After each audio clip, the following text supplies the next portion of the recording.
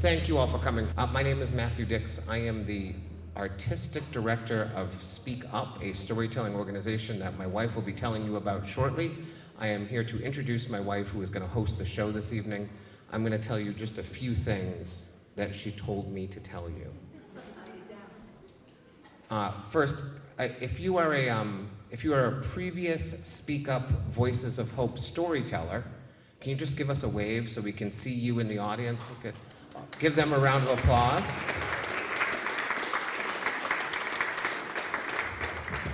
All people who previously did what the people who are going to be doing tonight did. I did that mostly for the storytellers who are performing tonight. You can see they survived, they're still here, they're enjoying it. They might be enjoying it a lot more now that they're in the audience and not actually up here.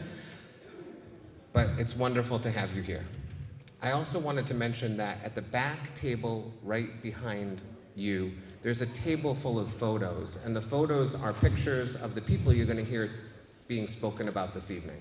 So during intermission and at the end of the show, if you'd like to go look at those photos and see photos of those people, we would love you to. I think that's it, honey. Get ready. I'm about to say a nice thing about you, so you have to come out, okay? All right, here's a nice thing about my wife. The executive director and the host of our shows is Alicia Dix. And I like to tell a story about her to introduce her. And many times I don't actually know what I'm going to say until I start talking, and one of the times is now. Here's something about Alicia, actually. My wife is a kindergarten teacher in West Hartford. So on the way over to this event this evening, she was telling me about how in the middle of class today, a little 5-year-old boy said, "Oh shit." And she had to take the little boy into the hallway and have a conversation about proper language. And the boy said, "Are you going to tell my parents?" And she had a moment of decision, and ultimately she said, "Yes, but I'm going to tell your parents how well you responded to my correction." And so all of that happened in the car, and now we're here. And I just can't get over the range that my wife is going to exhibit today.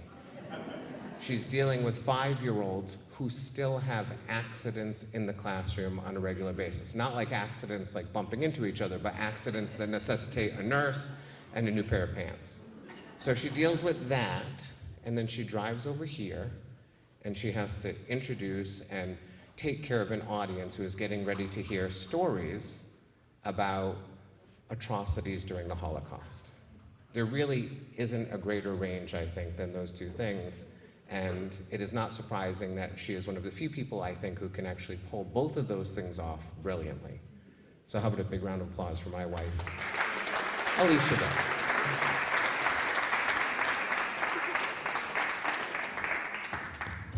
Good evening, everybody. Thank you so much for coming out, like Matt said, on a Thursday night. Thursday night is not a night that I go out because teaching kindergarten does take pretty much all of my energy, and Thursday nights I stay home. So I applaud you guys for being out here tonight.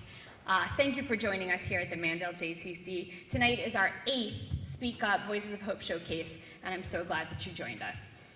Tonight you're going to be hearing 6 incredible stories told by incredible people about their loved ones' experiences during the Holocaust. Before we really get started, I want to take this opportunity to thank Kathy Fishman. Where did she go? Where are you, Kathy? There you are, right in front.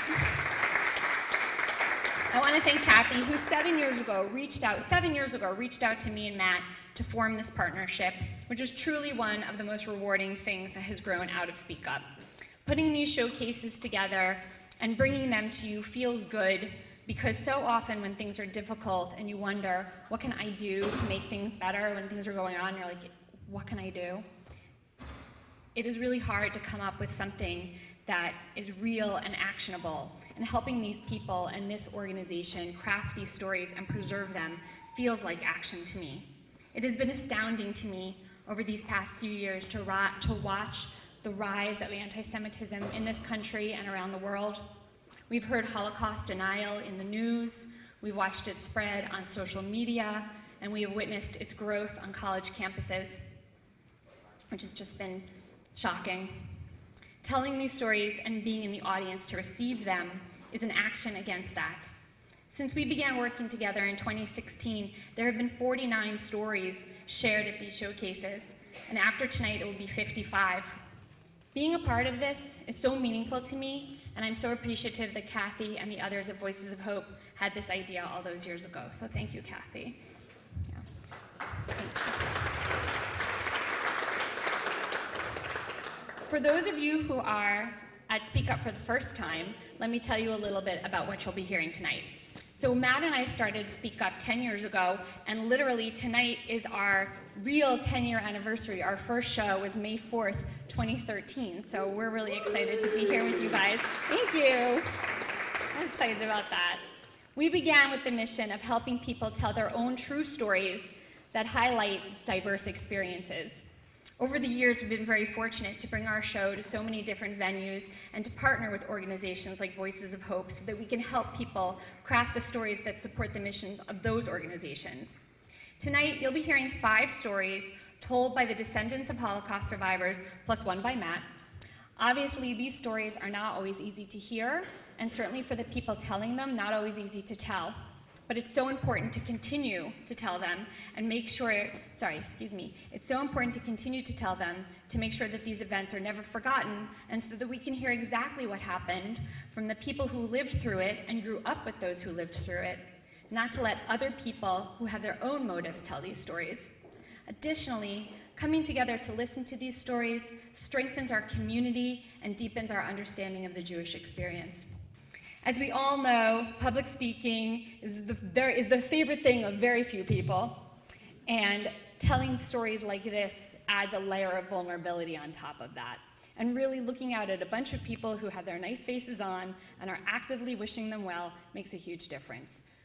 All right, you ready? Let's get started. Okay. Our first storyteller tonight is Phyllis Shaw. Phyllis lives in Ridgefield, Connecticut, and is retired from her career in customer service and information systems. These days, she has moved away from corporate life and is pursuing her passions, including carrying on her mother's legacy. So prior to each of our shows, I always ask our storytellers a question that I will use throughout the night when I'm introducing them to help us get to know them better. And this time I asked everybody, if you could have brunch with a famous Jewish person from history, who would you choose? I thought brunch was better than dinner because it's just a little more cash, and you could really kibitz over like waffles and mimosas and like hang. So that's what I was thinking. You can think about your people and talk about that at intermission. So I would likely have to crash Phyllis's hypothetical brunch because she is inviting Gilda. Here's what she said. I would like to have brunch with Gilda Radner to find out how she would poke fun at the world today. She was my favorite cast member of Saturday Night Live, and I loved all her sketches, especially Emily Litella. I had to watch those. I wasn't sure who that was, but she did, yeah. And do you guys know her, Emily Litella? What's the fuss about violins on television? Although she left this world far too young, she also raised awareness of cancer treatments and prevention. I very much support that choice, Phyllis. Please welcome Phyllis Shaw.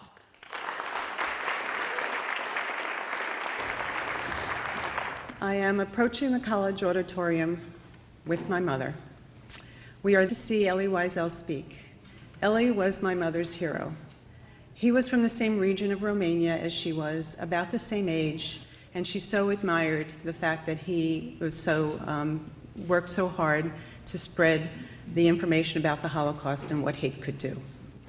As we approach the front doors of the auditorium, I see that there are people holding up signs and shouting, and I couldn't quite see what they had on their poster boards. As we got closer, I realized that their signs were saying that the Holocaust never happened.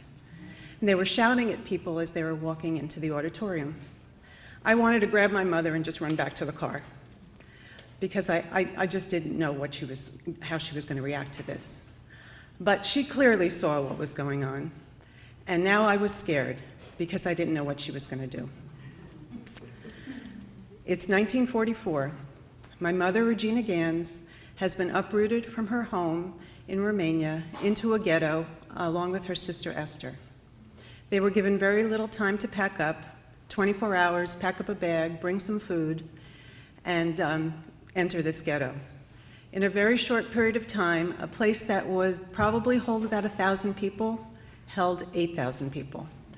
The little food that they had went away really quickly. And my mother tells a story of how she had to search through garbage bins in the ghetto in order to find food scraps that she and Esther could live on. This went on for a few weeks, and then they were told that they needed to go to the nearby train station. They didn't know what was happening. They lived in a very small village, not aware probably of what was going on in other parts of Europe. They were marched to this train station and shoved into cattle cars. No windows, no bathrooms, hardly any place to sit down, and only the little bit of food, again, that they could bring with them. My mother said that that lasted about 7 days. Some people did not survive the trip. When they disembarked from the train, they were told that they were in a place called Auschwitz. And again, she had no understanding of what was going to happen there. But she started to see that people were lining up in different ways. The men were separated from the women, and then the women were put on one side, and as she saw towards the end of that line, they were separated yet again. And when she looked closely to see the difference between the two lines, she saw that one had women and children and the elderly, and the other had women only. As they were approaching the front of that line, where the guard station was, she heard someone from behind shout to her sister Esther in Yiddish, "Give away your child, give away your child." And Esther held close to her baby, she was about a year old. And then at one point, that same guard came and tried to grab the child out of her arms, but Esther would not let go. So Esther went on one line, Regina went on another, and needless to say, she never saw her again. Once that process was over, she was told, stripped of all of her belongings, marched naked in front of the guards so they could ensure that in fact she was healthy enough to work, given prison clothes, and then sent into a barrack. A few days later, in the barrack, she heard a young girl's voice, "Rivka, Rivka, where are you, Rivka?" Rivka was my mother's Yiddish name. Turns out this was her younger sister, Shprinza. Shprinza had also been sent to the same camp from a different ghetto, and from that point forward, the two sisters stayed together as best as they could and did whatever they could to make sure that they kept each other alive. There were lineups every morning. You had to prove that you were healthy enough to work. Those that were not healthy went off to probably the gas chamber. Those that were healthy, some remained in Auschwitz, some were sent to other places. My mother and Shprinza were sent to a hard labor camp where they had to dig ditches, cut down trees, haul rocks, because the Nazis were building some kind of a factory or a building there. This went on for weeks, maybe even months, and at different points in time, both of them were very sick. But they kept that promise to each other, kept each other alive, made sure that they could still stand for lineup in the morning and go to work. But eventually, Regina just could not stand anymore. And they hid her inside the barrack, hoping that maybe nobody would realize that she wasn't coming out for lineup. That worked for a little while, but then her hiding spot was found, and what she called the SS man came and dragged her out of the barrack and told her she needed to go to the sick barracks. By this point in time, I think most of the prisoners there knew that she never came back from the sick barracks. Her younger sister, again, Shprinza, again, not wanting to be away from her sister at all, pretended that she was also sick, and she also went to the sick barracks. From there, the two of them were transported to another camp called Dachau, and at this point in time, it was towards the end of the war. It's about February 1945. And they were marked on their backs as being in queue, so to speak, for the gas chamber. So their days were limited. But because it was the end of the war, a lot of the guards that were in Dachau started to leave. They did not want to be prisoners of war. They were already anticipating the fact that that camp was going to be liberated. And so Regina and Shprinza tried to hold on as best they could. And miraculously, they found another sister. So this was her older sister, Nellie. Nellie had come from Hungary and still had food and still had her own clothing. And as I said, there were less and less guards in the camp, so the three sisters now had enough leverage, if you will, to forage for food, and that's how they kept each other alive until liberation. So on April 26, 1945, Dachau was liberated by the American Army. And my mother tells a story of how she saw the American troops coming in, some on foot, some on tanks, and they were just couldn't believe what they were seeing. They started handing out food. They had canned goods, and they wanted so desperately to help these poor people. And so, unfortunately, many of the people died just from eating those canned goods. At this point in time, it's a little unclear from my mother's point of view what was happening. I think at this point she was really so sick that she just doesn't remember. But she came from a family of 12 children. She had 9 sisters and 2 brothers. She knew that her 2 sisters were okay, but she had no idea about the fate of the rest of her family. As it turns out, her 2 brothers survived as well. She found that out later on. But of the entire family, the 12 children, my grandparents, and many of her older sisters and brothers were already married, had their own children. There were 45 people just in that one family. And after the war, there were 5. I wanted to learn more about my ancestors. I wanted to understand where they came from, how they lived. And so in 2019, my husband Brad and my 2 children went on a trip to Romania, and we hired an interpreter so that we can go to the town where she grew up. It was a beautiful town up in the Carpathian Mountains, very lush and green, just as she had described it. And we went to the town hall, and we asked to see the records. Certainly there would be birth records, marriage records, death records, from a family that had been there since the 1800s, mid-1800s. And the clerk took the ledgers off the wall. They were all on shelves, all in the room. I asked to see things starting from about 1920 to 1940. And as we start looking through the records, there was absolutely no record of my family ever living there. There was nothing, not an entry of any of these people. As it turns out, they said that all of the records for the Jewish people were kept in the synagogues. There were 3 synagogues in this town. The whole town consisted of about 5,000 people, 1,000 of which were Jewish. And they told us that the 3 synagogues all were destroyed by fire. So there was absolutely nothing left of this family. We were so disappointed. I was so disappointed, not able to learn anything about my ancestors. But I know that they lived there. My mother talked warmly about her childhood, and I know that they thrived there for a limited period of time. So now back to the auditorium. We're walking towards the doors, and my mother stops, and she says, I'm going to go talk to these people. I'm going to go tell them what really happened. I'm going to educate them, because that's what Ellie Wiesel does. And that's what she wanted to do. And I said, no. I held on to her tightly, said, you're not going to do any good by doing that. Let's go in and hear what Ellie has to say. So thankfully, she agreed. We went inside, and Ellie addressed it right away. He said, please don't be upset by these people outside. They are ignorant, and we are here to learn how to teach people about what hate can do. And my mother calmed down a little bit, and I was thankful for that. She continued to tell her story, not only to me and my brother and sister as we grew up, but to all of her grandchildren. And she would also visit her grandchildren's schools. And she was very brave to do that. And therefore, in her honor, I am trying to be brave and share her story with you. Thank you.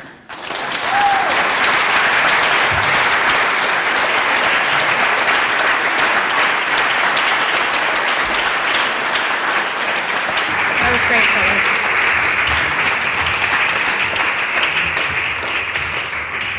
That was really excellent. It's the only way to combat what you experienced, is to continue to tell the stories and to hear the stories. So thank you for doing that. You did a great job. Yeah. All right. Our next storyteller is Vivian Zoe. Vivian lives in Gales Ferry, Connecticut, which, by the way, I have never heard of. I'm like, Connecticut's not that big. And is recently retired from her career in the art world, where she served as the director of several museums and arts organizations. She's also a historian who's researched and published numerous articles about the people, places, artists, and art in Connecticut history. Since her retirement, Vivian has been creating and exhibiting her own art in galleries around Connecticut and Rhode Island. When I asked what famous Jewish person from history Vivian would want to invite for brunch, she gave me a history lesson. Here's what she said, including dates. I have to make sure I'm pronouncing this right. Baruch de Espinoza. Vivian, is that correct? Yeah? Okay, that's good. Baruch de Espinoza. And included the years 1632 to 1677, was a Talmud-trained Dutch-born philosopher of Sephardic ethnicity. He is one of the most important and controversial scholars and thinkers of his era. A brilliant Talmud scholar, he was probably on his way to becoming an important rabbi when his Orthodox community issued the equivalent of an excommunication because he argued that the Bible was written by humans, he claimed by men. He was charged with atheism, but he never denied the existence of God. Very fascinating. I had never heard of him. Thank you for sharing that with us. Please welcome Vivian Zoe.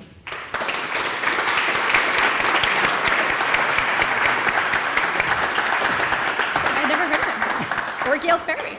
All right. This might be the right height for you. So I'm walking across the lawn from our house to my aunt's, having been dispatched by my mother to retrieve the big red mixing bowl.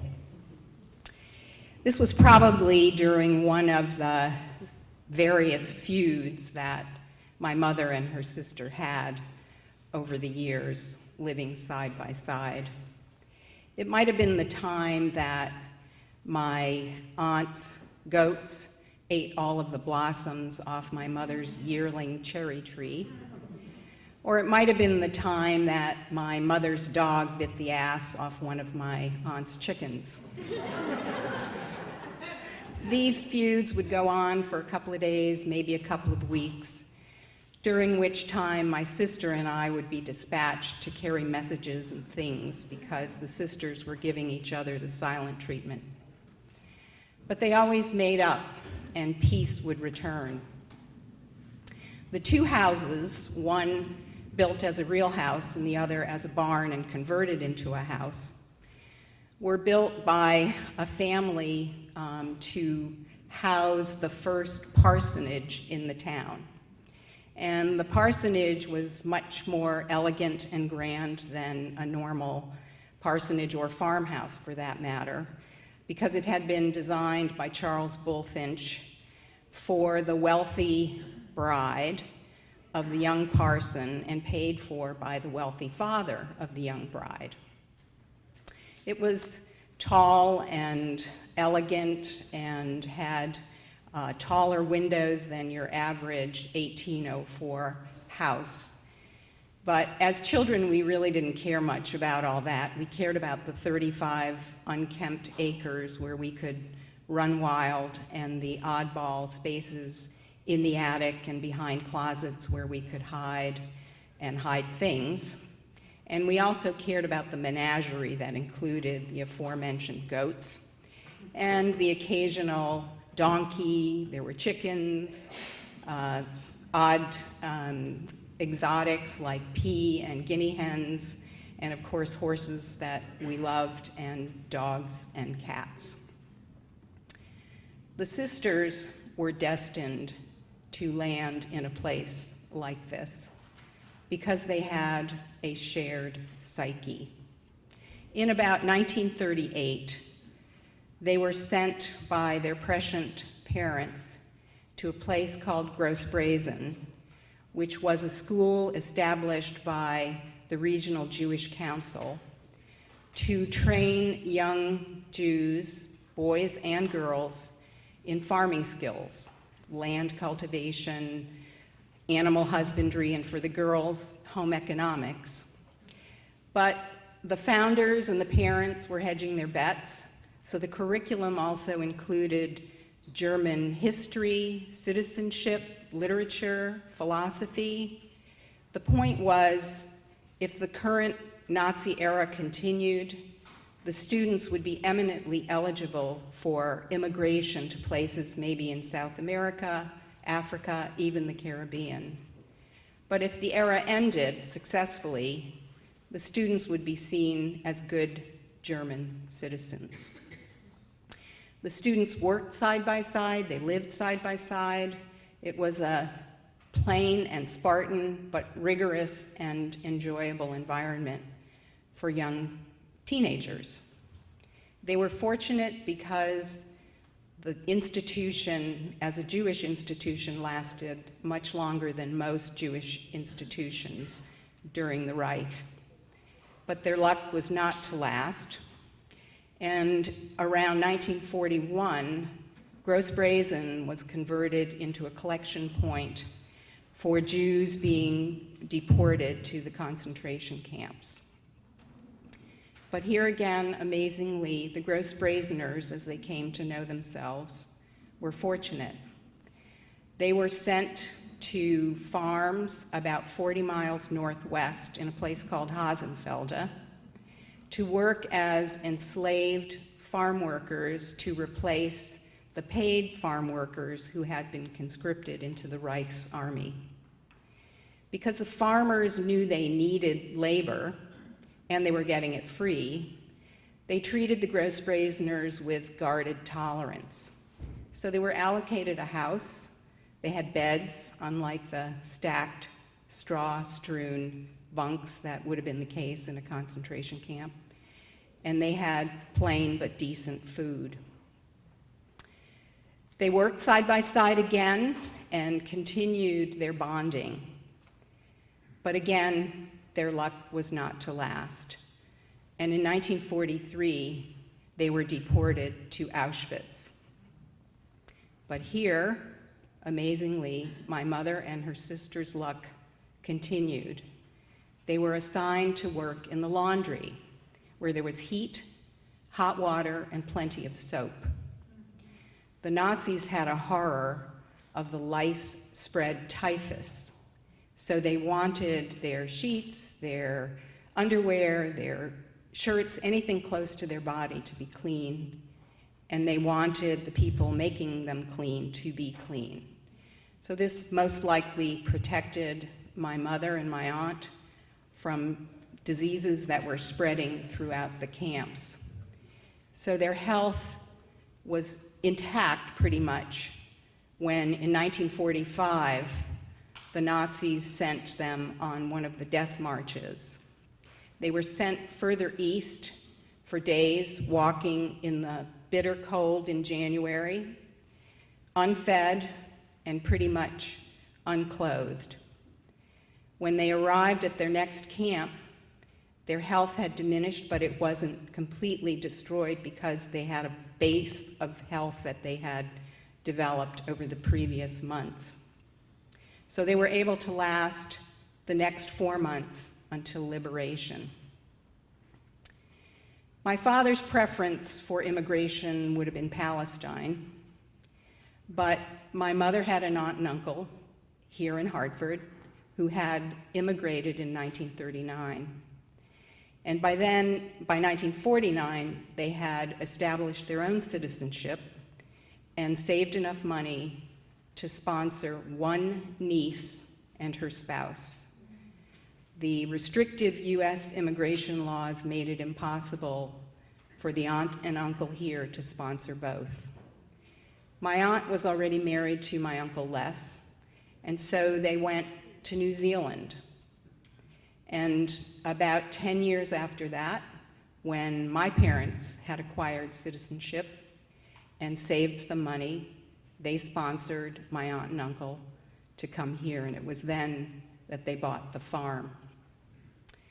My mother and my aunt scoured antique shops and mostly auctions and junk shops and estate sales and purchased stuff that they could restore and furnish their houses in a style that they thought reflected Americana. The Gross Brazeners by then were scattered all over the world. Some had immigrated to South America, some to Australia, some to Israel, and many to the New York area. And those who were in the New York area descended upon the house for holidays that under normal circumstances would have been a day, like Thanksgiving, Passover, New Year's. But in our case, they lasted for days on end. where every room, every bed, every couch would be filled by a gross brazener. And as kids, we loved to make ourselves inconspicuous and listen to the German chatter and try to pick up whatever we could learn about our elders' experiences. My aunt used her skills from the laundry to acquire a laundry business with my uncle, and she became the queen of spots. If you had a spot on your garment, my aunt knew how to get it out. My mother encouraged my artistic inclination, and I think the house influenced me in my career choice. So I spent a career researching and telling the stories of Yankee immigrants to this country, and now in retirement, I'm able to spend time researching my own family's history and telling that story. Thank you.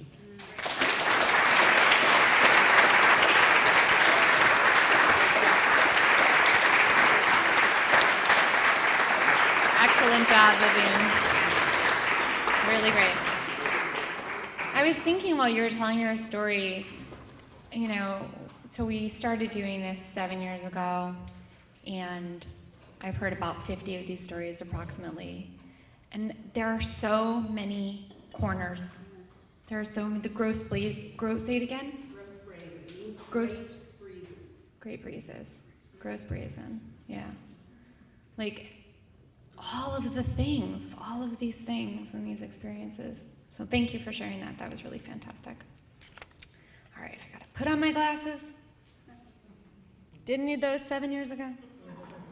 All right, next up is Norman Berman. Norm lives in Brooklyn, Connecticut, and has been practicing law for the past 49 years. He also serves on the boards of a number of organizations, sang in a Yiddish choir, and enjoys a whole bunch of things I wish I was good at, like landscaping, gardening, and fixing things.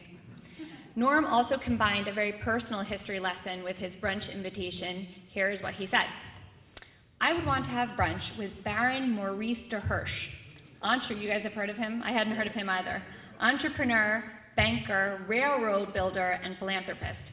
He created and funded the Jewish Agricultural Society, which through loans and education enabled thousands of Jewish immigrant Holocaust survivors, among them my parents and nearly 50 families in and around Danielson, Connecticut, to settle on poultry farms in America, create new lives, and establish independent livelihoods. The society also helped to settle immigrant survivors in Vineland, New Jersey. Is it Vineland or Vineland? Vineland? Vineland, New Jersey, the Catskills, LA, and Petaluma, California.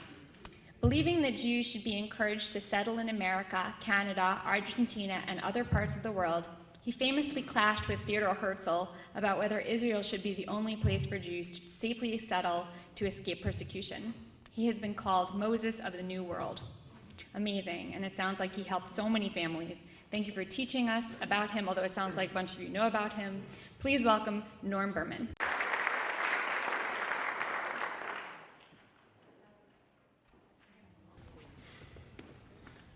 I was 6 years old in the kitchen in our farmhouse in Connecticut, and I was on the telephone negotiating the price of chicken feed with a grain dealer. My mother stood next to me speaking in Yiddish, telling me what I should tell the man on the telephone. And I told him, and then I would report back to her what the man had said to me. This was part of my role as a child, to interpret. My parents were different from the other kids' parents. The other kids' parents were confident, they were comfortable, they were very much at home in 1950s America. My parents were awkward, hesitant. They spoke with accents. Their English was not good. And they put me in a very elevated position. which started really with my birth in DP Camp Ferrenwald a few years after the liberation. My mother described the day she was in the hospital. I had been born, and there was wild celebration outside. It was not for me, but the word had just gotten out that the state of Israel had just been established. And so all the refugees in the camp were they were delighted. My birth was a big deal. My parents had just emerged from their respective nightmares. They had lost everything and almost everyone. And they found each other in DP Camp Ferrenwald. They were introduced, I think it was a blind date, and they courted. My dad sang Russian love songs to my mother to calm her down. And they got married there, and I was part of the baby boom in 1948 in Camp Ferrenwald. My mother, Bluma Kamenmacher, had spent 2 years in the Vilna ghetto. She then spent the remainder of the war in 3 different concentration camps. My father, Misha Berman, had been conscripted into the Russian army when they occupied his village, the Soviet army. And he returned to his home some months later to find that most of his family had been murdered. He was arrested. He was placed in the Dubno ghetto, from which he somehow escaped, and then spent the remainder of the war on the run, in hiding, in the forests of Europe. They encountered one another in that camp, and as I said, I was the product. And the importance of my birth was huge, and it was always driven home to me whenever my folks would talk about it, because they were at a very low point in their lives. Yes, they had come into the DP camp and they had survived, but I represented proof that there could be life after this catastrophe. And so there was a quality, a miraculous quality attached to my being born. So Hayes got us out of the camp and into a tenement in the Bronx. Misha and Bluma became Morris and Betty. And a few years later, the Jewish Agricultural Society settled us on a farm in Connecticut, a 60-acre poultry farm, 10,000 chickens, plenty to do. Although my parents had no clue about farming. They were, they were children when they got caught up in this horror. But they managed. I went off to the first grade. I expected all the children would be speaking Yiddish, because we spoke Yiddish, and no one told me that, that might not be the case once I went out there. No one did. But I was a quick study. I picked up English, and I came home to show it off and assume my responsibility as not only an interpreter, but an advisor, a counselor, a guidance person. I mean, I was, and not only did I interpret the language, but I interpreted America to my immigrant parents. I brought home everything that I was learning at school. And of course, they were very proud.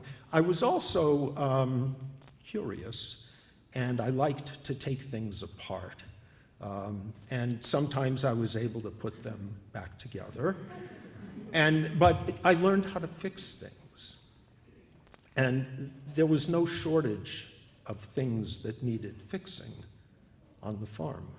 So in addition to my being interpreter, I also became the fixer.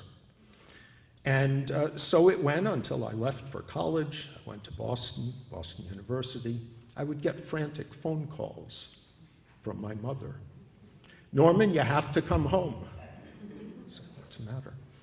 The egg grater that weighs and sorts the eggs, it's making noise, it's breaking the eggs.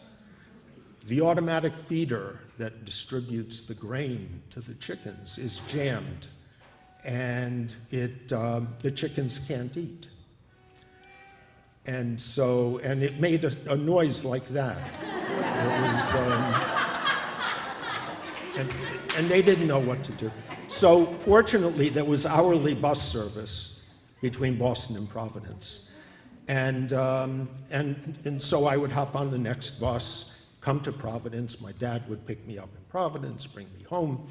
I ate something, of course, and then set about the business of fixing whatever it was. And generally, I don't know if it was my skill or my good fortune, some combination perhaps, but I managed to fix whatever it was.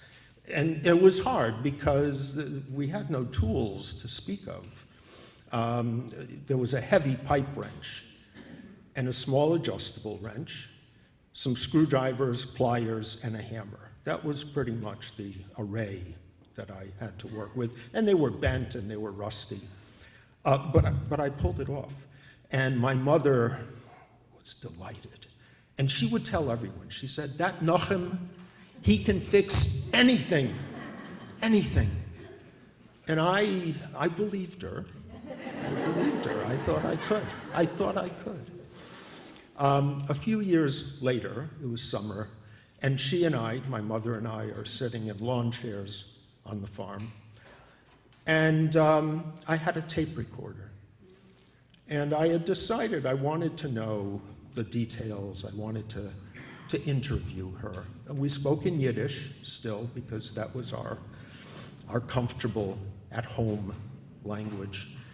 And we had some time. We had finished the morning chores, and it was that period of time when there was, so it was relaxed. And she spoke beautifully of her childhood in her little shtetl in what's now Lithuania.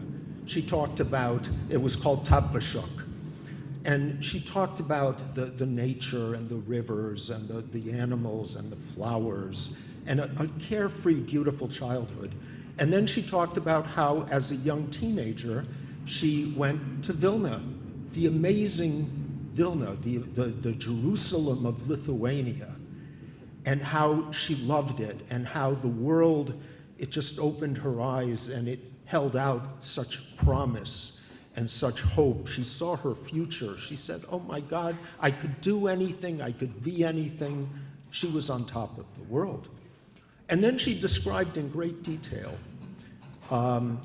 the Soviet occupation, followed, of course, by the German occupation, and then being driven out of their apartments. On very short notice, they were told to carry what they could and driven into what became the Vilna ghetto. And she continued. She spoke about the crowding and the hunger and the cold and the sickness and just what an awful experience it was, even in the early days, but later it just got worse and worse. They were surrounded by death. And it got worse when they went to the concentration camps. She was there at the very end when they liquidated the ghetto. They were put on a train, taken to the camps, forced labor, cold. But she was, throughout this time, she was with her sister, Sarah. She was with their mother, Vega, the three women together, through the ghetto, through the camps. And perhaps that helped them to survive because they had each other And she talked about how there were times when one of us wanted to give up. We said, we cannot, too hungry, too weak, cannot do this anymore. And the other two would say, no, you have to. We're going to get through this together. So as soon as one flagged, the others provided support. And they made it through. And so we spoke, and I have the tapes, and this moved me. I felt so awful. I felt very just pained by hearing all of this. And what was also difficult was that my dad didn't talk about his experiences at all. And in some ways, it was as painful or maybe even more painful not to know him.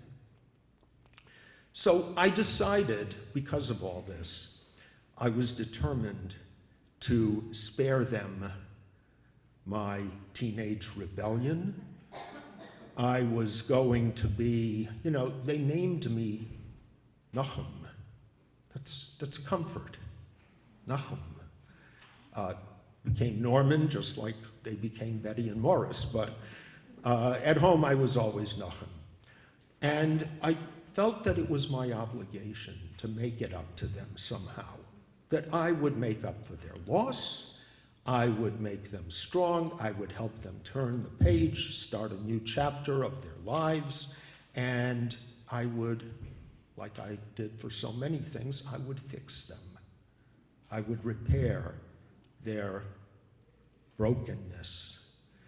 And I was determined that I would succeed at this. And so part of comforting them was I spared them not only my rebellion, but I was at Boston University in the 60s. There was a lot going on, a lot of which would have upset them greatly. And I kept all of that from them. I kept secrets. I kept my life private. And for the most part, I succeeded, although my mother did figure out what those strange plants were in the far corner of one of the fields. But at one point, I was diagnosed with cancer. I couldn't share that. I couldn't tell them. I was involved in the anti-war movement, the civil rights movement, every movement. If there was a movement, I was there. And, encountering riot police with German shepherds, they would not have taken well to this information. So I kept a secret. Years later, many years later, I came to learn that my mother also kept a secret.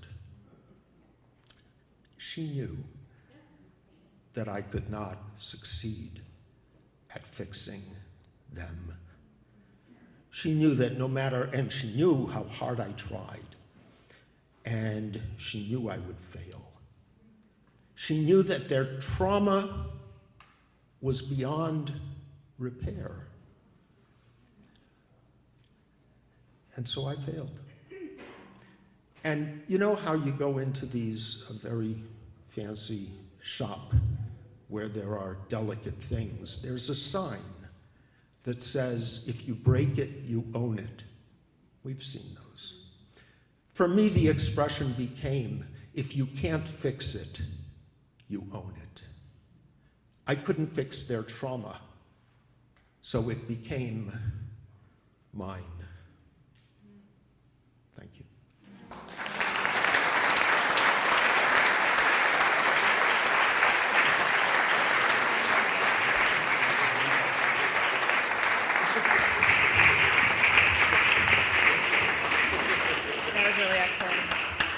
That was excellent. So I've never met Norm. I've seen Norm on Zoom, but I haven't met him. And I think one of the things that is amazing and special about storytelling is you can listen to somebody speak to you and feel like you know them. Like, that was a great picture of your family, Norm, but really, and also I think the immigrant experience, not just the Holocaust, but about, what it's like to come to this country and not have the language and not know the culture. But that was really a portrait of you. That was really great. You handled things very eloquently, just like it was planned. It was really, really well done. All right, you guys. Our next storyteller is my husband, Matthew Dix. Matt has been teaching 5th grade in West Hartford. I wrote a number here. I'm not sure if it's right. For 24 years? That was right. I got it. Okay, great. 24 years. And he's also an author. He's written 6 novels and 2 works of nonfiction. One of them is about storytelling. So if you are interested in doing this, it doesn't have to be about the Holocaust. It could be about things that happened in your life. You should pick up his book and learn about personal narrative storytelling. So he started, our whole journey into storytelling began because Matt was participating in and usually winning competitive story slams for shows like The Moth. You might know their show on NPR, The Moth Radio Hour, which is excellent. He started about 15 years ago, but we never could have predicted where it would lead us and that we would join with organizations like this and get to have so many amazing opportunities. In addition to Speak Up, Matt now consults with all these awesome businesses, organizations, and individuals about how they can use storytelling to improve their marketing and communication, and I'm very, very proud of him. I was very invested in who Matt chose to have brunch with, since he doesn't have brunch without me, so I was like, who are we going to be having brunch with? And he picked Moses, and this is what he said: I'd have brunch with Moses. As a person who wants to believe in God but has been unable thus far to find faith, my hope would be that in the midst of his asparagus and zucchini frittata — I don't know why Matt is assuming that that's what Moses would be eating. I feel like that's a long shot. But anyway, asparagus and zucchini frittata, God might bestow upon him yet another miracle, another burning bush, another carved tablet, another dividing of the Red Sea. I'd be happy with a spontaneous division of my scrambled eggs, just something to offer a little proof. Moses' faith is hardly impressive, says Matt. God talked to him constantly, tossed around miracles like confetti. I have yet to hear it peep. All right, well, that's a grievance. You have a grievance. It's hard, obviously, when you're thinking of famous Jewish people from history, it's hard to argue with Moses, but I felt like I would probably join Phyllis and Gilda over that. But anyway, please welcome Matthew Dix. Moses lived like 600 years, too. Reportedly. There was no asparagus and zucchini frittata back at that time. Okay. I wasn't going to eat it. All right.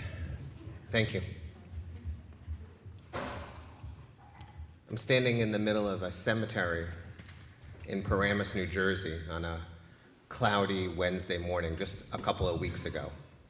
We're gathered to honor my wife's uncle, Jerry, who has suddenly passed away. It's about 50 people gathered around the grave, and I'm sort of on the periphery, standing in the back, trying to stay out of the way, which is what I typically do in situations like this, when my son, Charlie, who's 10, comes over to me and he says, "Why are they shoveling the dirt into the grave with the shovel upside down?" And I tell Charlie, I have no idea. I'm not Jewish. I'm often at a loss in these situations. I want to tell him, I don't know why they're shoveling dirt anyway. Like, I've been to funerals where someone tosses a handful, but there's like 4 men really doing work. They're shoveling an enormous pile of dirt into this grave, and I can't help but think that 1,000 years ago, some Jewish gravedigger played a fast one on all of you and said, hey, this is a tradition. You have to fill in the hole yourself, and it stuck around. I'm wearing a yarmulke, and I'm not sure why, and I actually don't know if I'm supposed to be wearing a yarmulke, but someone handed it to me, so I put it on my head. But if Charlie asked why I was up there, I would say, I really don't know. I don't know why we had to bury Jerry less than 2 days after he had died, because it seemed like kind of a rush. And, people had to come from far away. It just struck me as inconvenient. But the thing that I'm most surprised about is the rabbi. The rabbi clearly never met Jerry in his life. He's speaking and getting facts wrong and being fact-checked by the immediate family in the front row and actually asking them at times for information about the man who he is putting in the ground and speaking about for the very last time in that man's life.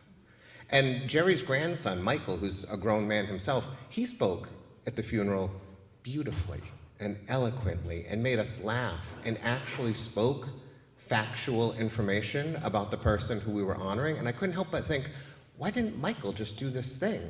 Why did we have to have the stranger here? Like, I understood he sang a couple songs, but nobody knew those songs, or at least nobody sang them. And if we had just like slid Jerry into a freezer for a couple weeks, I think Michael could have pulled it off and done a really good job. I'm married to a Jewish woman for 16 years now. We've been together for about 2 decades, but she's also the first Jewish person I really ever knew and the first Jewish friend I ever had, so I'm still new to this game. I'm better. I can go through an entire Passover Seder, and I almost never turn the pages of the Haggadah in the wrong way anymore. And by the 4th night of Hanukkah, I can do the prayer, but I don't, because I don't know if I'm supposed to. If I take Alicia into a Catholic church, not that I'm Catholic, but if I take her into one and it's a funeral or a wedding and the priest says, "Our Father who art in heaven, hallowed be thy name," I don't think she's going to do that prayer. And I don't think she probably should or would, so should I be saying something while the candles are being lit? I just never know these things. And as a result, even though I often find myself in rooms where I am one of the only or the only person who is not Jewish, and I've come to feel much more comfortable in these situations, and most of my friends are actually now Jewish, I still always feel like I'm slightly on the periphery, on the outside. So a couple of days after the funeral, I ask Alicia, I say, "Do you really want your funeral to be that way? Because I need to plan. I'm not going to die. And to acknowledge that I would die would require so much therapy that we really couldn't afford anything else. And so I move through life assuming I will live forever, and therefore someday, the worst day of my life probably, I will have to bury my wife." And I said, "Do you really want a rabbi who really either doesn't know you at all or will know you a little?" And she said, "Yeah, I do." I said, "Do I really have to bury you like a day after you die? I really can't slide you into a drawer and like plan something like good with music and the right food? Like, I know a lot of performers who could come and say some really great, like it could be an event." And she said, "I sort of want it the way it's supposed to be." And so I set a new goal for myself, legitimately 100%. My new goal is, I need to become a rabbi. Now, I'm not Jewish and I don't plan on doing that, so I need to really make a leap and somehow become a rabbi who is not Jewish, so that on the day my wife dies, I can be the one to speak about her. When I asked her all those questions, what I really was asking her was, on probably the worst day of my life, do I have to feel like I'm on the periphery? Do we have to have a person there who will speak in a language that means nothing to me and doesn't know nearly enough, frankly, will know nothing about you in the way I know you? Do I have to have that last moment with you before I put you in the ground be one that just feels a little bit different than what I would expect? And that's how I often feel when I come to work with these folks, these Voices of Hope storytellers. And it's a little worse because they're Jewish, so I'm always feeling a little on the outside, but they're also the children and grandchildren of Holocaust survivors, which really raises the bar. They have a lot in common, and when they get together, they talk. And when we're able to meet in person, they really talk. They just want to share everything with each other. And I am on the outside quite often looking in. And to their credit, every single group, every single Voices of Hope storyteller in this room has always brought me in and has always made me feel like part of the group, and yet always also on the periphery. And then 8 days ago, I received an email from my Aunt Diane. 8 days ago, she emailed me. She's my family's historian. She is the person who's investigating her parents' life. My grandfather, my Pepe, and my grandmother, my Meme. They've passed on, but Diane wants to find out what their lives were like. And 8 days ago, I received this email from her. says April 26, 1945, the liberation of Dachau, 78 years ago. She says Pepe Mandeville was one of the first American soldiers to enter and liberate Dachau.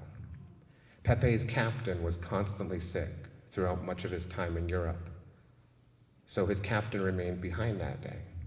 And so your grandfather, the first lieutenant, led the troops into Dachau. He and his men were the first American soldiers to pass through the iron gates and liberate that camp. And then that night, I spoke to Phyllis. And I discovered that her mother and her aunts were in that camp on that same day. Now, there were 30,000 people in Dachau when it was liberated, so it is unlikely that my grandfather and any of Phyllis's family encountered each other. But maybe. But more importantly, there's a spot on a map on a day 78 years ago where a boy from Woonsocket, Rhode Island, and 3 women came together in a way that I had not known about until 8 days ago. And it made me think that if my grandfather could cross an ocean and land in France and fight his way through France and into Germany and liberate a concentration camp with people in it whose family I know now, maybe I can take one step closer from that periphery. That if my grandfather can make that enormous leap and sacrifice, all of those steps to get to that place, to do that thing, that perhaps I will be able to get a little closer to feeling included in this amazing community and feeling more a part of the community than I've ever felt before. Thank you.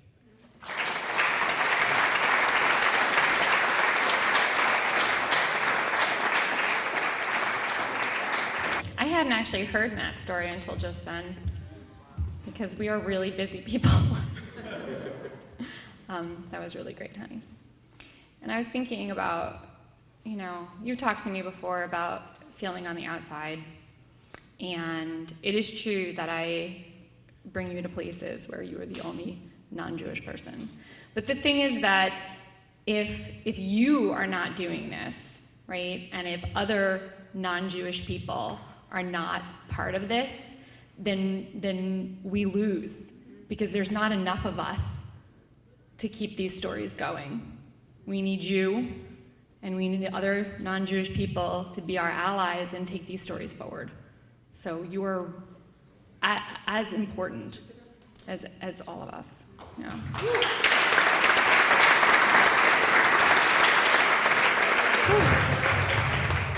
All right. Okay. Next up, you guys, is Evelyn Scheckman.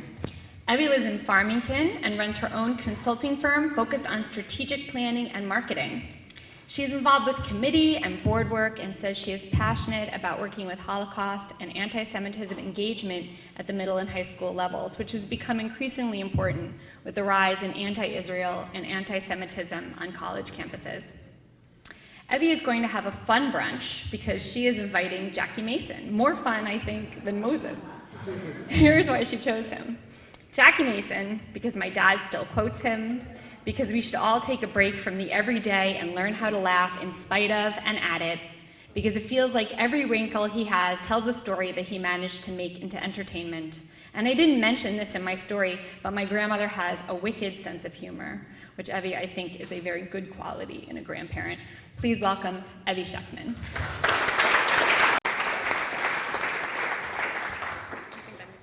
It could be Passover, it could be Shabbat, or it could be any dinner, but the whole family is here. The grandparents from Toronto, my oldest from Washington, D.C., and us locals, my husband and my 2 boys. And we're loud, we're obnoxious, we're all opinionated, and we argue all the time. But we're all together. And we talk about all the places that the family has lived and made homes. Riga, Kaunas, Bucharest, Tel Aviv, Toronto, New York, Vancouver, and Farmington, and that's not mentioning all of them. We've talked about the different places or types of governments and experiences that the family has gone through, from authoritarianism to the Soviet Republic, to democracy, capitalism, and the emergence of Israel as a force to be reckoned with. And we're not shy from being truthful in the good, the bad, and the ugly. We know everything that happens, and the grandparents are very open about the experiences that they had behind the Iron Curtain. So our house is loud. And to give you a taste of the type of arguments and debates that we have, because both sides come from Holocaust survivors, we talk about, should we boycott companies that took part in the Holocaust?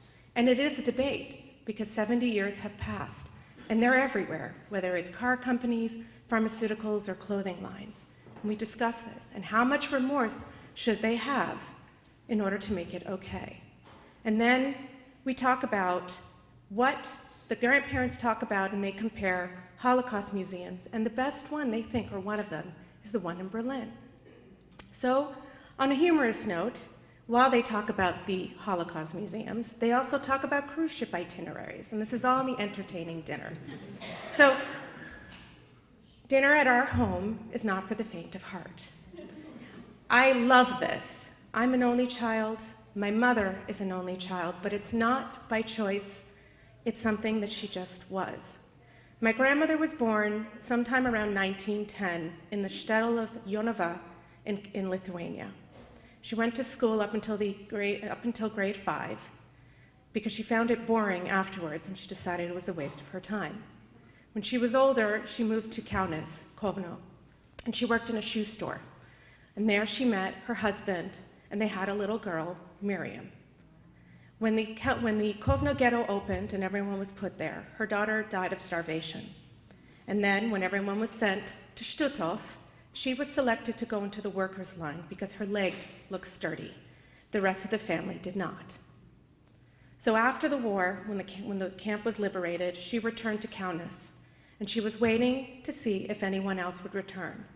She heard that her parents and her brothers and her sisters in Jonava were shot and killed into ditches, and so they were never heard from. But there was one brother, Bernard, who was somewhere in France. We grew up in a suburb of Toronto, and my grandmother lived with us. She was always there. There were 4 of us.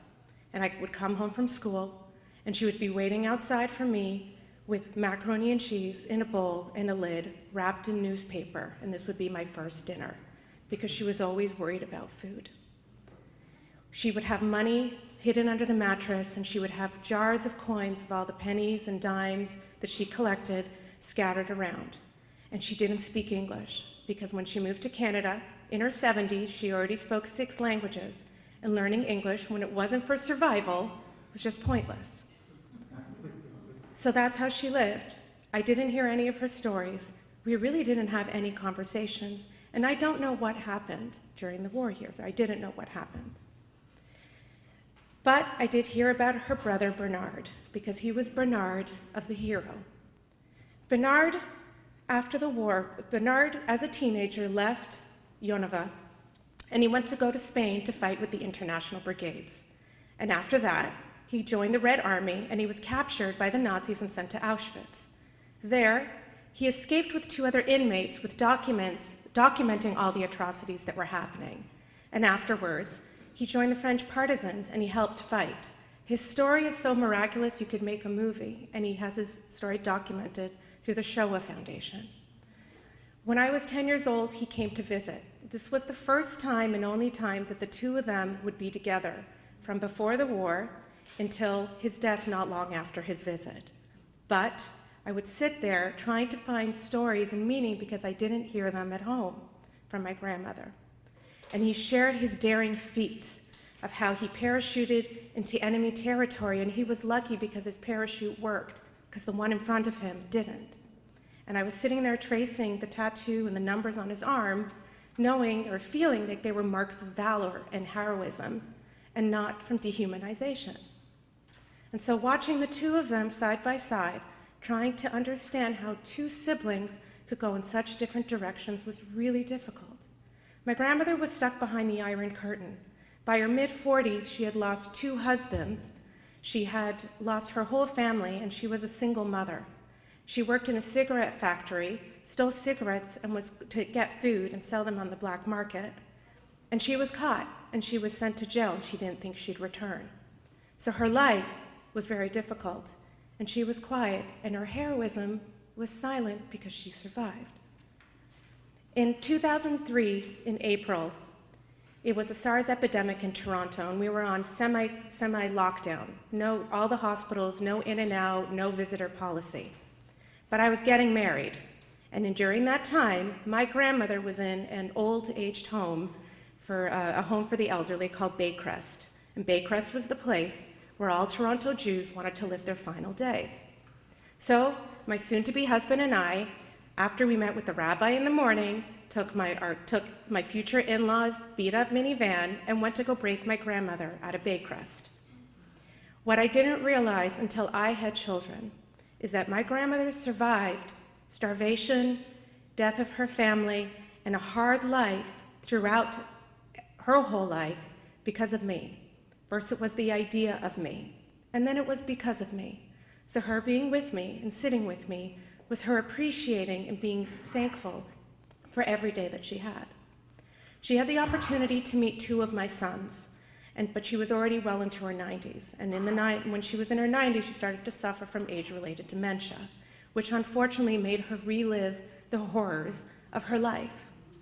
And from there, we started to hear some of the stories, and she would ask questions. Are my parents, my brothers and sisters, my daughter, are they still alive? Where are they? And she would talk about being starving and not having enough food and the soup that would be made from grass. And she shared these stories, and we were able to at least hear it and get a piece of it.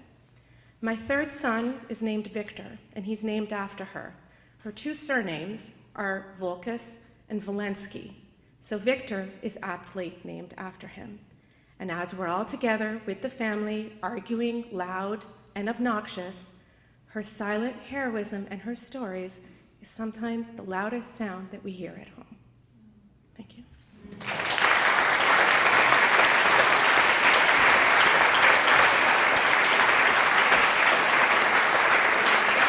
That was excellent. That was great. That was a really fantastic tribute to your grandmother. And I think we all got a really great picture of what it's like at your house, and it sounds amazing. It sounds like Jackie Mason would really, really fit right in and enjoy that whole scenario. Thank you. Thank you for sharing that. All right, you guys. Closing our show tonight is Pat Kazkoff. Pat lives in West Hartford and was the owner and distributor of PRK Associates, an ad specialty distributorship based in Central Connecticut. Pat has a passion for the performing arts and has performed at many major theaters in this area, including the Bushnell. She also holds leadership positions with Voices of Hope and Chabad of Greater Hartford. I loved Pat's answer about who she'd invite for brunch. It's very short and sweet. This is what she said. I would invite Golda Meir for lunch to discuss women in leadership and to compare our apple cake recipes. Which sounds like a very awesome and classy time. Please welcome Pat Kazkoff.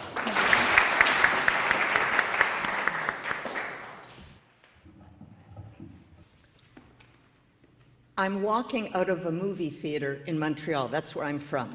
So I just finished watching Schindler's List. And the people around me, the mood, it's dark, it's quiet. There's a few people crying. But the only thought that's in my head is, I can never share this with my mother. My mother was a Holocaust survivor. She survived 12 concentration camps and 12 selections. I often wondered what her thinking had to be, given that she beat the odds that the 6 million people did not. On one hand, there was death. On the other hand, work and life, sort of. She always managed to choose life. But when asked how she survived, she had 2 words: my beauty. So my father, he didn't consider himself a Holocaust survivor. even though he was from the same place as her. They were both from Lodz, Poland. And for those of you understand that in the 1950s, 60s, and 70s, there was a Holocaust hierarchy, a survivor hierarchy.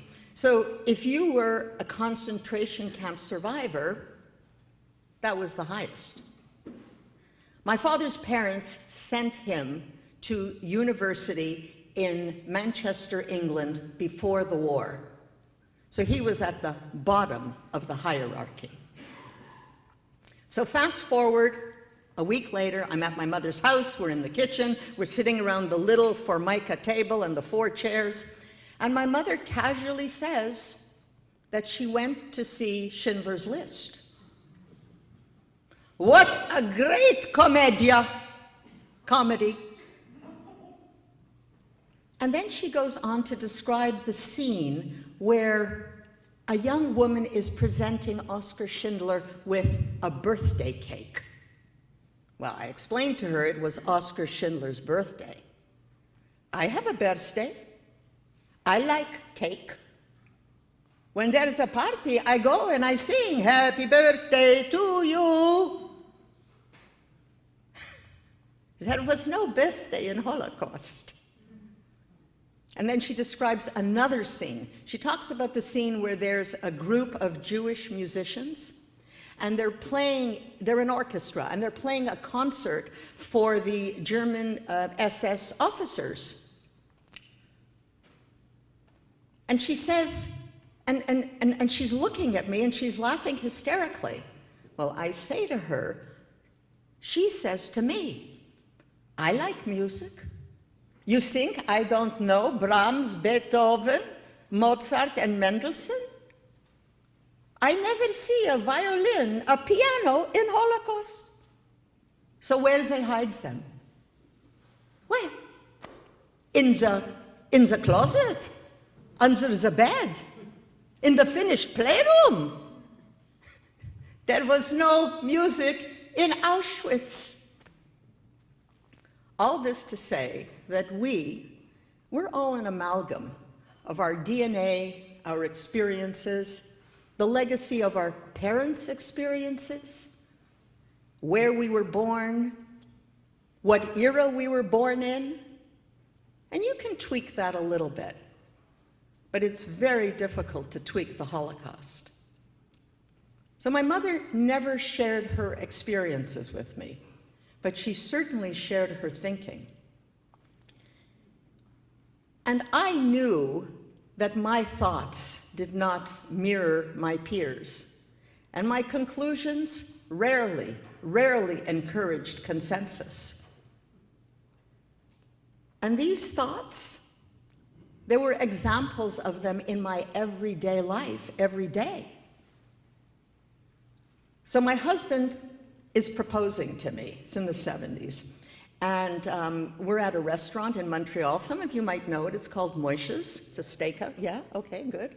It's a steakhouse. And we're sharing a steak because it's cheaper to eat one steak than 2 steaks. And he's proposing to me, and he says he wants to go shopping with me for a wedding, for a diamond ring. My reaction? I don't want a diamond ring. Why would I want something that everybody else has? Result? No diamond ring for 15 years. And so you ask, why 15? Because he begged me. After 15 years, could he please buy me a diamond ring? Result? Diamond ring? I went shopping with my mother for a wedding dress, and for those of you who have been to those stores, they're quite posh. And you go into the store and they put you on a pedestal, like I'm talking a real pedestal. And the saleswomen are going back and forth, back and forth. They're bringing you one more luxurious gown after the next. And they're telling you, you're beautiful, you're great, this is going to be the most wonderful day of your life.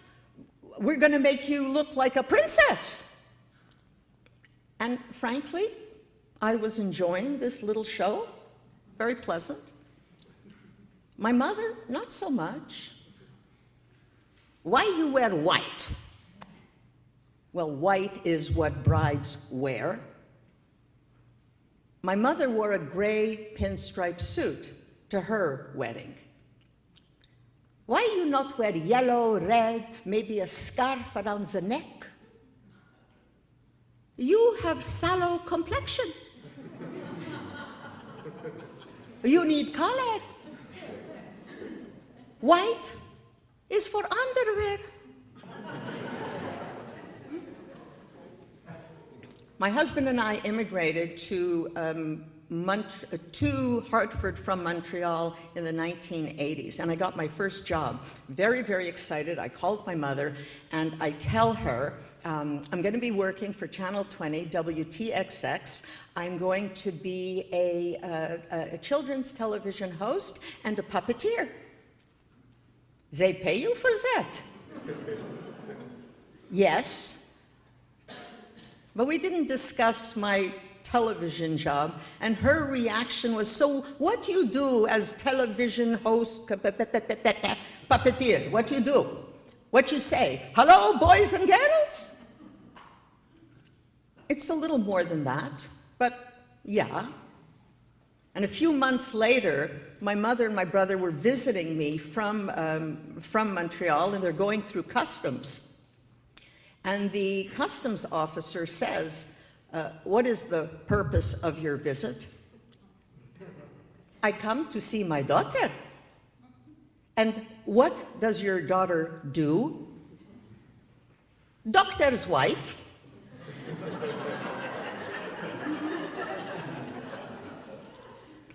So it's been, Voices of Hope has been doing this for I've heard different numbers, 7, 8 years. And I never wanted to do this. I never wanted to do this because my mother never shared her story. But the times, they're changing, and I'm changing. And I realize now that my mother's story is now my story. It's the story of sharing the thinking. And my mother passed away about 20 years ago, but before she died, we had a little talk, and I said, so tell me, how did you really survive? And she had the same answer, my beauty! And I said to her, it couldn't have been just your beauty. It had to be something else. It had to be your thinking, your smarts. You had to be at the right place at the right time. For sure I am not at the right place at the right time. 100%. My smarts? You know, is not so smart to be so smart. And a few weeks ago, we were at my son's house in Boston for Passover. And we're sitting around the beautiful dining room table set for 12. And we haven't started the Seder yet. I'm having a sidebar conversation with me, my husband, my 33-year-old son, and my 6-year-old grandson. And I'm telling them about what I'm doing this evening, this speak up, I'm talking to them. But more specifically, I'm talking to them about the concept of the second generation. And so I explained that my mother was a Holocaust survivor. She's the first generation. And I'm the daughter of a Holocaust survivor. So I'm the second generation. And my I'm third generation. That's this generation. So. And my 6-year-old grandson, with very little hesitation, says, well, that would make me the 4th generation. Yes. And the thinking goes on. Thank you.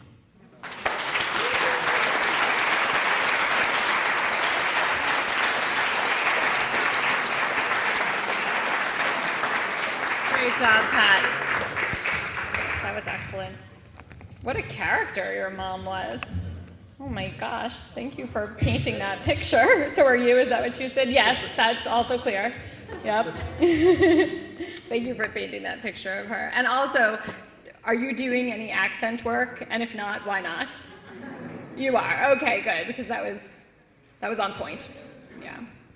You guys were all on point, and good job audiencing on point with your nice faces and your good emotion. So thank you very much to you for being excellent receivers. Our storytellers were fantastic. Let's hear another round of applause for them.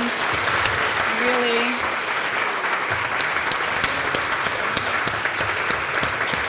And one thing you said, Pat, about tweaking the Holocaust, you can't tweak the Holocaust. And I think that was a really good line to think about as we wrap up the show, that is exactly why we are here, is so that nobody can tweak the Holocaust. And these stories stay with the people who, not stay with the people, but to make sure they stay true to the people who experienced it. So thank you all so much for being here tonight, and to our storytellers, and to Kathy and everyone at Voices of Hope. Good evening, everybody. I'm Kathy Fishman, and I'm the Executive Director of Voices of Hope. Let's give another round of applause to our storytellers. I'm so incredibly proud of each and every one of you, and all of you who've done this in the past. You were wonderful, and we are empowered by your courage to tell your stories. I'd also like to congratulate our wonderful hosts and partners and mentors, Matt and Alicia.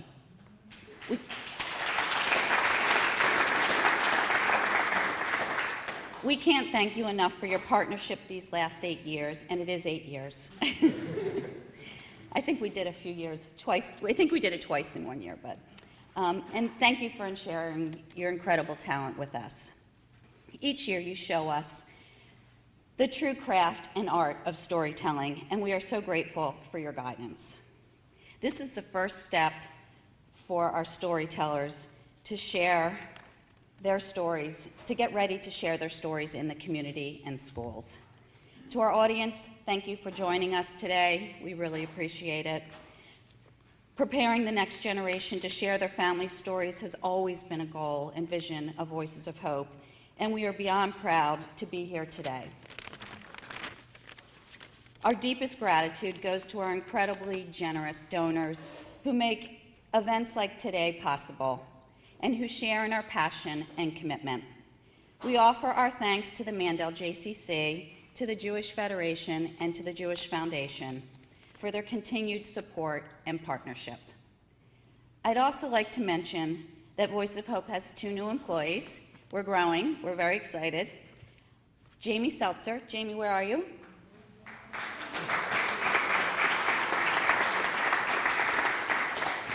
Jamie started 6 weeks ago, and she's our Director of Development, and she's already made a change in our organization, so we're very happy to have her on board.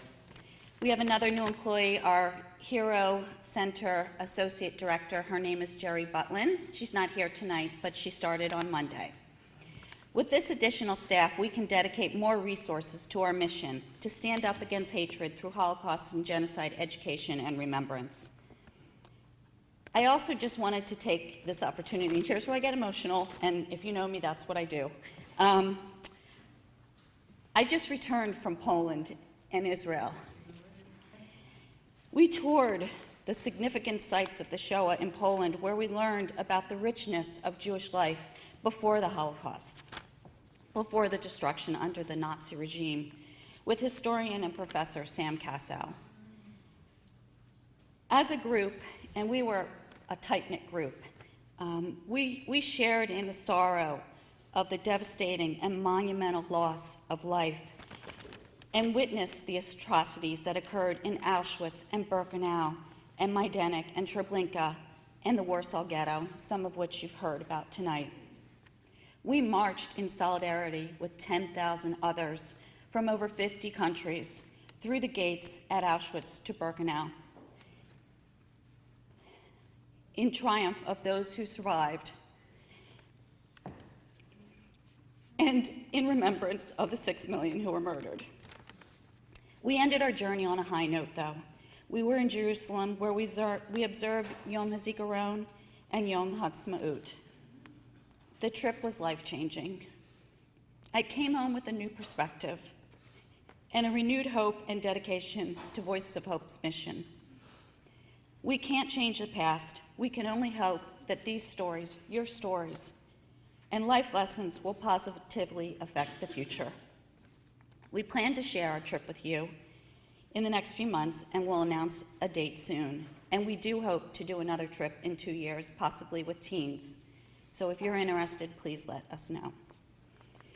We do have a number of exciting events coming up, which you can look at the QR code on the back of your program, which will take you to our website, and we hope you'll join us. We have one coming up on May 22nd. It's with author David de Jong, who wrote a new book called Nazi Billionaires, The Dark History of Germany's Wealthiest Dynasties. In June, on June 6th, we have Holocaust Survivor Day, which is really a day of celebration for the survivors in our community. So I hope that you can join us on that day. Lastly, please save the date for our Evening of Hope, which is in October, and it's on October 26th. More information will follow about that. If you were not able to attend the unveiling of the butterfly mural earlier this evening, please take a walk out to your right, and the mural is right there. It's beautiful, it's fabulous, it's an astounding work of art. The exhibit is really in remembrance of the 1.5 million children who were murdered during the Holocaust. Sharon Holtzberg, who isn't here, noted that there were over 300,000 so far butterflies painted internationally. So it's just a small number. The mural here at the JCC represents about close to 200 butterflies, or maybe 300. 300, thank you. So that's all I have to say. Thank you again for joining us tonight, and we hope to see you at events going forward.